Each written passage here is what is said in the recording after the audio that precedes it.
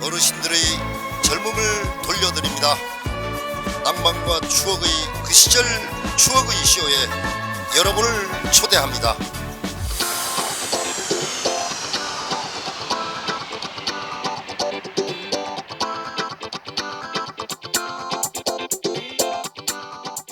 자, 이번 키워드는 해대기 인물 탐구 시간입니다. 자, 오늘은 삼선 의원으로 대전광역시의회 의장을 맡고 있는 김인식 의장 편입니다. 자, 김인식 우리 시의회 의장 어떤 분입니까? 대전광역시 의회의장 김인식 여성입니다. 1957년생이고 58세입니다. 한밭대학교를 졸업하고 충남대학교 대학원에서 석사과정을 마쳤습니다. 5대 비례대표제로 시의회를 당선이 돼서 들어오면서 6대 때 다시 또 당선이 됐죠. 그래서 교육위원과 부의장을 지냈습니다. 그리고 7대 때 다시 또 당선이 됐죠. 당선이 돼서 이번에 의장이 됐습니다. 이분이 이 의장까지 올라오기까지는 실질적으로 박병석 국회의원님의 힘이 컸습니다. 박병석 국회의원님의 2000년도에 그때 이원범 국회의원과 아마 치열한 그 국회의원이 붙었습니다. 그때 김인식 의장께서 직접 마이크를 들고 연설을 해줄 때 아주 카랑카랑한 목소리로 하면서 김인식 의원님이 거기서 돋보였죠. 그러면서 박병석 의원님의 눈에 들어온 겁니다. 그래서 비례대표제로 들어가게 됐죠. 이번에 이제 장점으로는 보면은 이번에 의회에 들어가면서 시의원들이 시청 내 지하에 주차장이 되어 있습니다. 의원 주차장이 별도로 되어 있어요. 그동안은 거기를 민원인들이 쓰질 못했습니다. 네. 그랬는데 그거를 의원들이 비어있는데도 불구하고 민원인들이 많은데 주차장이 부족한데도 그걸 못 쓰니 이거는 다 폐쇄하자. 그래서 민원인한테 돌려줬습니다. 특권을 내려놨네요. 특권을 내려놓은 거죠. 네. 그 특권을 내려놓은 것 중에 하나가 뭐냐면 의장이 되면 관용 차량, 비서와 운전기사가 같이 따라 붙습니다. 근데 그걸 퇴근 시간에는 자, 내가 별도로 택시를 타고 다녀도 좋으니 퇴근 시간 이해는 됐다. 퇴근해라. 해서 그것마저도 관용 차량마저도 주 행사만 쓰고 나머지는 전체 내려보냅니다. 저도 의장을 해봤습니다만은 의장을 할 때는 저녁에도 그 비서와 그 차량을 가지고 다니는데 저도 마찬가지로 사실은 대전졌습니다. 그러는데도 불구하고 이분이 이렇게 자기의 좀 지위를 내려놓는 듯한 모습을 보면서 아주 칭찬을 많이 받고 있습니다. 특히 의원들의 지금 현재 새천년 민주당 의원들의 21명인가 하고 지금 6명은 아마 새누리당이 6명이 그렇죠. 있습니다. 근데 그 당과 소속과의 관계없이 어떤 공청회를 연다든지 의원들의 어떤 발표를 한다든지 의원들이 어떤 주민을 위해서 행사를 한다면 거기에 들어가는 돈, 장소 모든 비용을 의장이 전체 지불해 준답니다. 그래서 아주 요즘에는 그 김인식 의장님께서 굉장히 인기가 높다고 이렇게 소문이 나고 있습니다. 예. 잘하세요 우리 의장님. 예, 여성이라고 했잖아요. 여성. 네.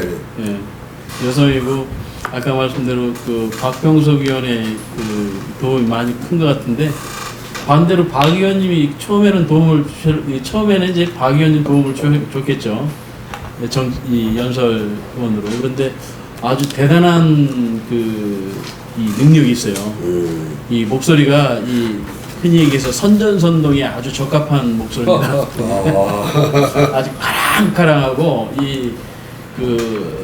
어디에서나 이 목소리를 들으면은 야 이건 무슨 소리를 하는 거구나. 멀리 떨어져 있는 사람들도 잘 인식이 될 수 있는. 그래서 인식인가? 그래서 인식할 수 있는 그런 목소리가 아주 타고난 탤런트가 있어요. 그래서 연설 아마 전국 정당 그런 그 대규모 연설 할 때도 아마 우리 의장님이 하셨을 거예요. 아, 그러니까 연설 이겁니까? 예. 이연상 막 이렇게 하는 거라고. 그런 거죠.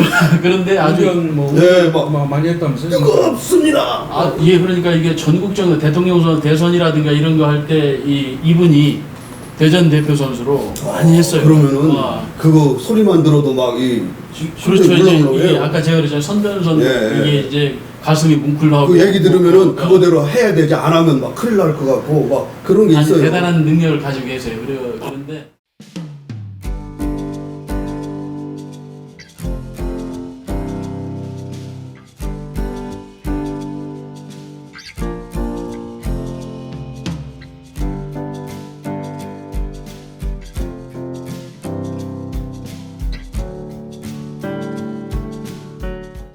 또 그리고 장부다워 여자로서 이 장부다움이 있는 것 같아요.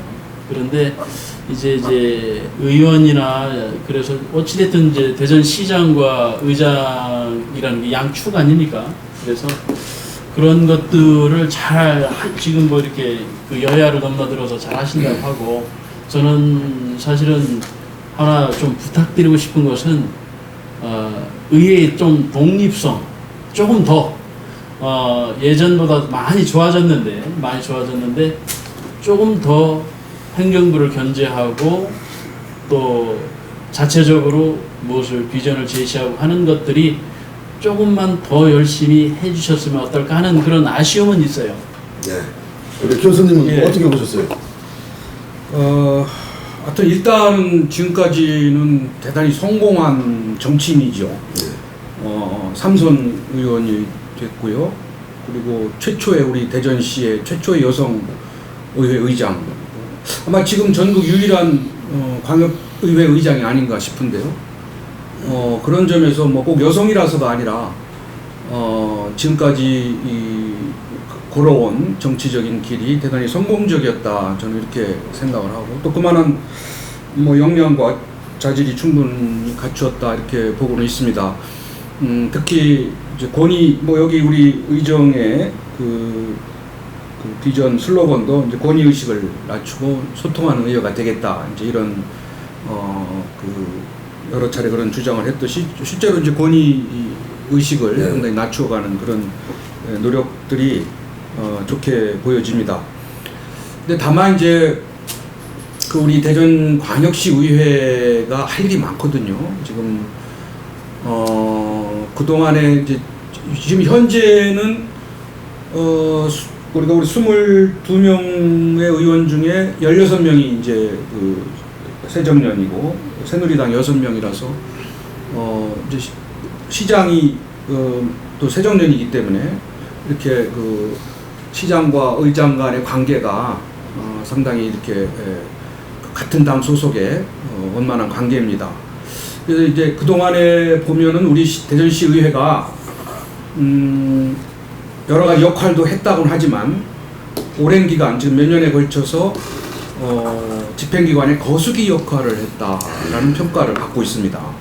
그렇기 때문에 정말 그동안에 있었던 여러 가지 대전시의 정책들, 사업들이 순탄하게 지금 진행되지 않고 우여곡절을 많이 겪었는데, 그런 과정에서 대전시 의회의 역할은 보이지 않았다.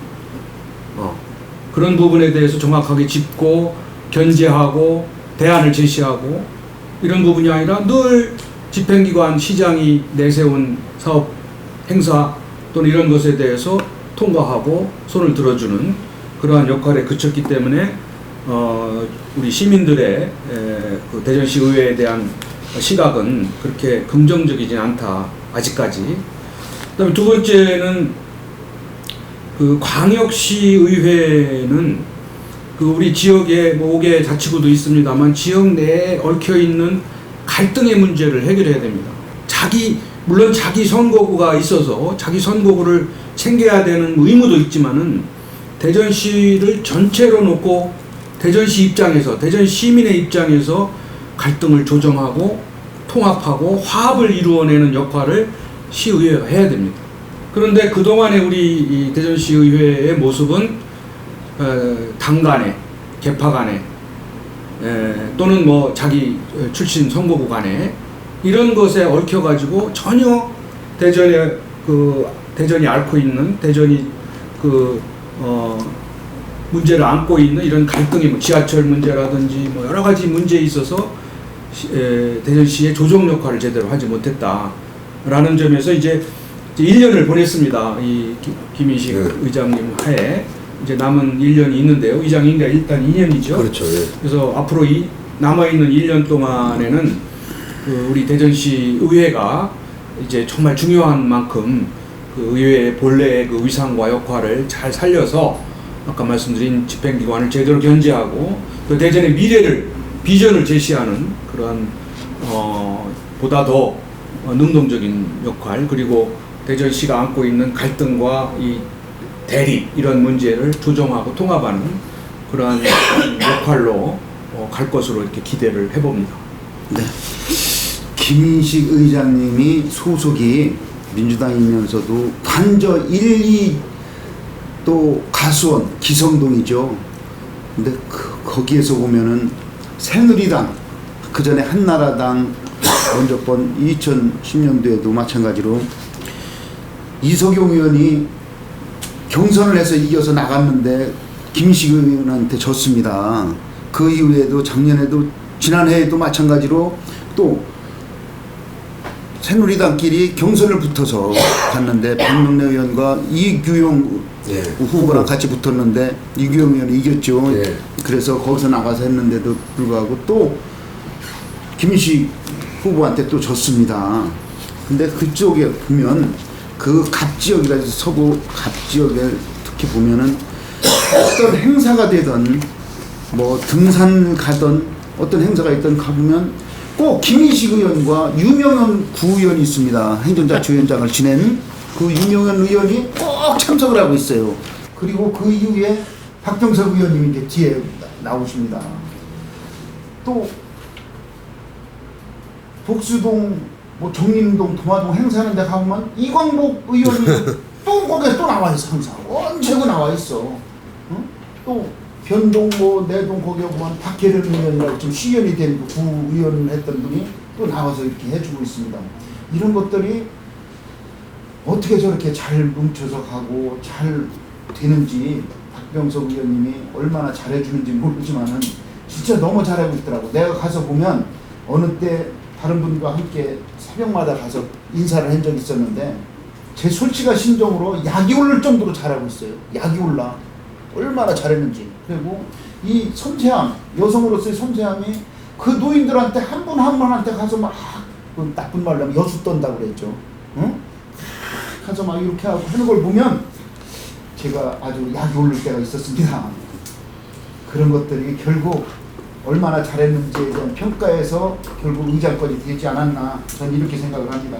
앞으로도 여성 의원으로서 의장으로서 또 주민들과 어떤 커뮤니케이션이 계속 연결될 수 있도록 해주는 것이 박인식 의장님의 할 일이라고 생각을 합니다. 말씀하시죠. 저는 이제 시의장 이제 그 시의원의 전체적인 대표도 되고 대전시의 대표가 되기 때문에 지역의 그런 것들을 뛰어넘어서 대전시 전체를 보고 대의에 맞는 그 시의장의 위상에 맞는 그런 그 여러 가지 일들을 하셨으면 좋겠다라는 거. 그리고 어찌됐든 시장님과 의장님 두 분의 어깨에 사실은 이 대전시의 앞으로의 미래도 달려있다고 저는 봅니다. 그래서 여성으로서 섬세한 지역 구민들과의 접촉, 이런 커뮤니케이션, 소통 이런 것들도 상당히 중요합니다. 그걸 바탕으로 대전의 미래를 위해서 그 대의에 맞게 또 노라고 할 때는 과감히 노라고 할 수 있는 그런 의장님이 되셨으면 대전을 위해서 상당히 큰 역할을 하시고 아주 중요한 그런 위치에 계신 분이고 앞으로도 그런 역할을 잘 하시리라고 믿고 그런 소명감과 사명감을 더 철저히 가지시고 해주시면 지금 뭐 여러 가지 그 활동하는 영역으로 봐서는 상당히 권위의식도 내려놓고 또 상당히 빨리 성실하고 이렇기 때문에 좋은 정치인으로 더 크게 발전하려 저는 봅니다. 제가 두 가지만 좀 네. 주문을 하고 싶은데, 요즘에 제가 하나 연구하는 게 하나 있어요. 뭐냐면 의회 의장들이 광역이든 제가 다 조사는 안 했습니다. 전수조사는 지금 못했지만 의회 의장을 하고 난 다음에 정치적 진로가 성공적이지 못해요. 네, 우리 여기 네, 맞습니다. 여기 이은기 의장님도 계시지만은 제가 여러 번 그 실명은 안 들겠습니다만 여러분들이 이 의회 의장을 하고 단체장에 도전했는데 거지반 뭐 공천도 못 받거나 나가서 실패했고요. 또 국회의원에 나갔는데 실패했어요. 그래서 제가 그 이유가 뭐냐, 전반적인 그 통계 수치하고 그 이유에 대해서 연구를 하고 있거든요. 근데 이제 지금까지 제가 본 거는 이렇습니다. 그러니까 권위의식을 내려놓는다는 그런 그 활동은 좋은데 스스로가 권위의식을 갖게 되는 경향이 많더라고요. 그러니까 의회 의장이 되면 이제 상당한 예우가 따르게 되고 또 시장과 같이 늘 동석을 하면서 스피치도 같이 하고 대접을 받습니다.